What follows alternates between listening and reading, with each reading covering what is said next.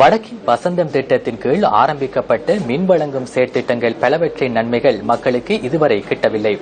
முல்லைத்தீவு மாவட்டத்தின் தூண்டாய் வடக்கு கிராமத்துக்கு இதுவரை மின்சாரம் வழங்கப்படவில்லை. கடந்த 30 வருட கால யுத்தத்தின் போது தூண்டாய் கிராமம் அதிகளவு பாதிப்புக்குள்ளாகியது. மக்கள் மீள்குடியேறி 6 வருடங்கள் கடந்த நிலையிலும் இந்த பகுதிக்கு இதுவரை மின்சாரம் வழங்கப்படவில்லை.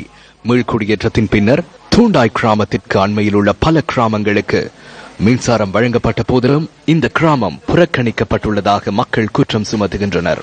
இப்போ நாங்கள் மீள்குடியேற்ற மாதிரி 4-5 வருஷத்துக்கு மேல ஆகியும் எங்களுக்கு மின்சாரம் வழங்குவதற்கு எந்த விதமான ஏற்பாடும் இதுவரையும் எடுக்கப்படவில்லை.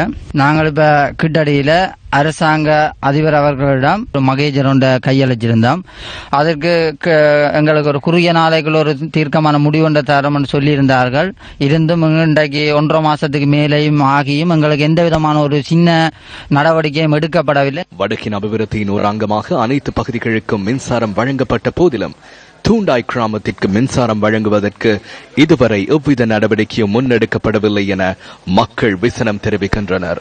6 வருஷமா எங்க இடத்துல கரண்டோ எந்தவித இதுவும் இல்லை. நான் வடக்கின் வசந்தத்துக்கு இத்தனை தடவை போய் இலவச கரண்ட் உதவி செய்யுமாறு எல்லாம் கேட்டுறாங்க. அதுக்கும் ஒரு முடிவு இதில் தரவில்லை. இல்லை எங்களை குழந்தைகள் எல்லாம் படிக்கிறது, இரவு வகுப்புகளுக்கு போக வசதி இல்லை.